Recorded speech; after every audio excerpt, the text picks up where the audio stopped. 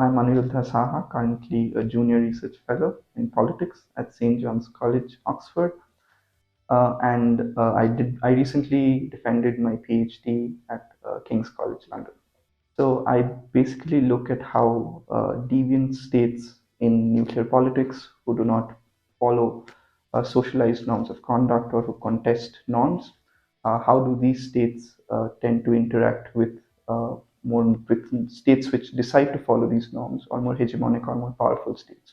In the process, does it lead to more kind of contestations, or how do these states actually tend to manage and socialize themselves, if at all, with the more powerful and with the more normal powers. So I did my undergrad back in India, whereby I took up journalism and thereby I really got interested into politics. And then when I came to King's as a master's student, as well as I did my PhD from there as well,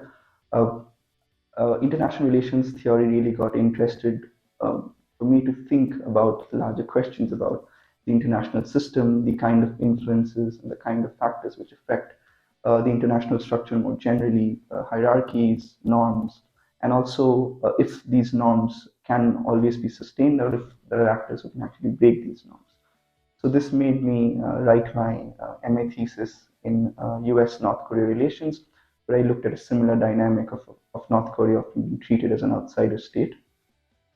Then in my PhD, I carried forward that research, moving more into social psychology, whereby I looked into notions of stigma through sanctions and condemnations, and also how once stigma has been imposed upon states, how do these deviant states manage this kind of stigma? And I landed up looking at the India-US nuclear case study. And for my postdoc research at Oxford, what I'm doing is basically focusing on converting my PhD project into a book,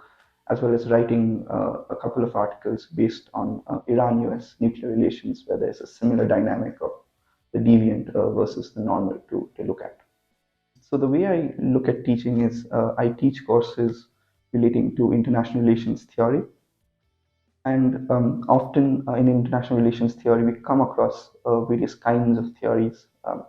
talking about the fundamentals to the undergrads. And this makes me tap into my research, whereby I sort of bridge constructivism as well as the more post-structuralist way of and deconstructivist way of thinking about uh, the international system through norms, and also talking about how do these norms develop, how do these norms spread, and in the process, I'll end up talking about nuclear governance, which is my key area of research, whereby I can sort of give various examples, the way in which I've studied states, these kinds of deviant states, whether it's in my MA, whether it's in my PhD, and currently the case that I'm looking at. Well, firstly, it's about humanitarian costs involved, and it's also about dialogue, which is really important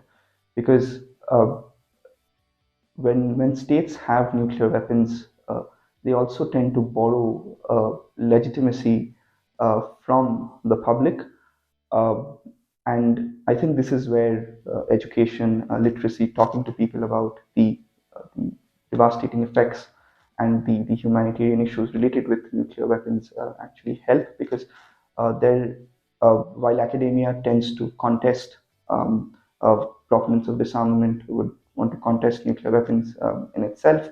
what academia does is it informs people about the kind of damage that these weapons have with themselves, whether it's radiation, whether it's generational damage, as we see with the Hiroshima and the Nagasaki bombings, whereby people still today have issues, disabilities related to their daily lives. So I think the nuclear question is often a high stake question, and as academia, we can not only inform people um, of how these weapons might play out if we may have a nuclear war, and also the various dynamics associated with nuclear war, but also inform policymaking and talk to various stakeholders and participants in these key decision areas as to as considering the kind of alternatives that may be available, but also thinking about more disruptive ways uh, through which we talk about universes where we understand militarism, we understand post-structuralist ways of looking at the international system and acknowledging that there are problematic power structures and international hierarchies. Well, I think the current trend that concerns me in particular is focused on my own research, whereby I look at stigma politics and norms, and I think what we are seeing right now is the way in which these contestations are by breaking normative behavior through non-compliance is becoming far more unstructured, whereby we are starting to question the notion of social interactions in itself, trying to understand what social interactions consist of, how is it that states talk to each other, the kind of narratives, the kind of discourses that emerge out of it, and also talking about how states become influencers as well as influences of various normative baggage in terms of the kind of history, culture that they've been prone and they've been influenced by. And I think this is really important because this helps states to understand each other better, know where they are coming from, and also sort of it helps states to take accountability of agency more generally when we're talking about the international system and interactions in this system.